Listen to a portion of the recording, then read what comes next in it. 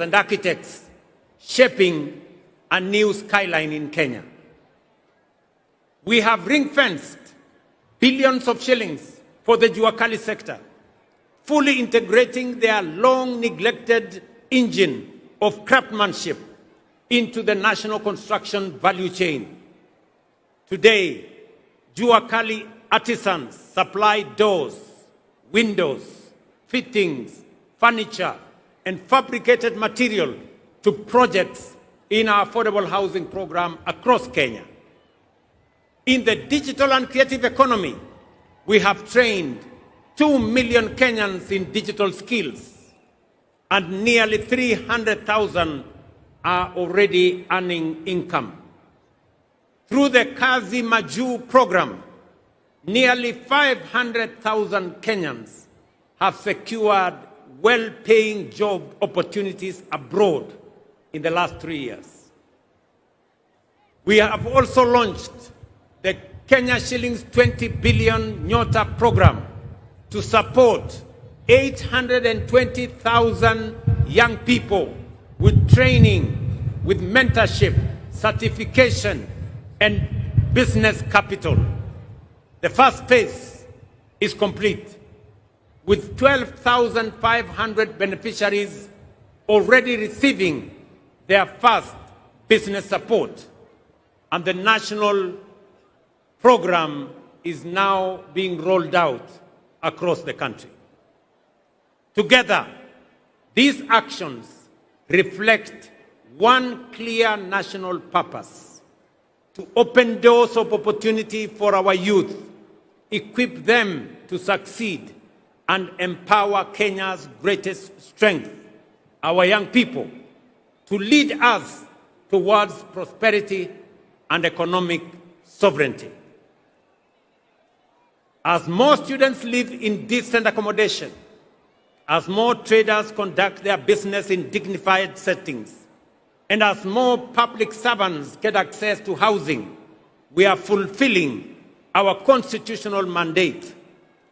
And with that foundation secured, we are ready to walk with all our people into the next chapter of economic freedom. Ladies and gentlemen, through the bottom-up economic transformation plan, we have consolidated the gains of political independence and the democratic freedoms won. Through deliberate social engineering, we have built systems that ensure no Kenyan is left behind. And having ensured that we are carrying everybody along, we now have both the opportunity and the firm foundation to charge forward into the next chapter of our national journey, Kenya's economic freedom. With the measures we have put in place to restore dignity, inclusion, and opportunity, we must now press on. It is time to step up from the bottom up, charging forward full steam to economic freedom and take Kenya to a first world economy. Before we accelerated this ambitious agenda, we took the difficult but necessary steps to stabilize our economy and restore fiscal discipline. Inflation has fallen from 9.6% in 2022 to 4.5% last month. The shilling has stabilized at about 129 shillings to the dollar for nearly 2 years. Our foreign exchange reserves now exceed $12 billion, the highest in independent Kenya. Our successful Eurobond redemption reaffirmed to the world that Kenya honors its obligations. Our economy has grown and is now the 6th largest economy in Africa.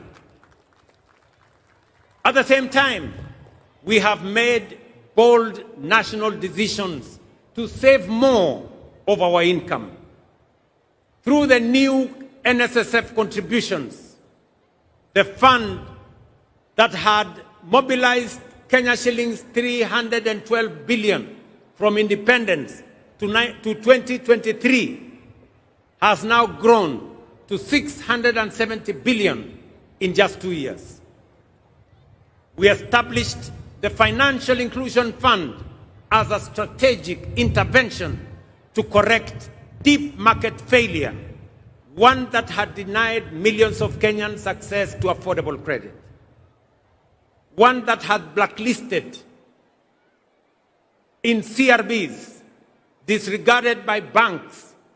They had been left trapped in frustration and despair. Today, Hustler Fund has become one of the most transformative instruments of empowerment in our nation's history, disbursing over 80 billion and expanding the margins of financial inclusion at an unprecedented scale. Over 9 million Kenyans are now repeat customers, and more than 7 million who were previously CRB blacklisted have successfully repaired their credit histories. It has restored dignity to millions. It has brought them back into the equation. They are no longer left behind. Ladies and gentlemen, these reforms have stabilized our economy, restored investor confidence, and enhanced Kenya's creditworthiness. As we set out on this path of economic independence, let us remember that we are not the first to stand at such a crossroads. Nations like South Korea, Singapore, Hong Kong, and Malaysia once stood where we stand today, with limited resources, modest means, but armed with immense courage, determination, and ambition. Prosperity was not handed to them. They reached out for it. They rejected the ordinary. They refused to be prisoners of their circumstances.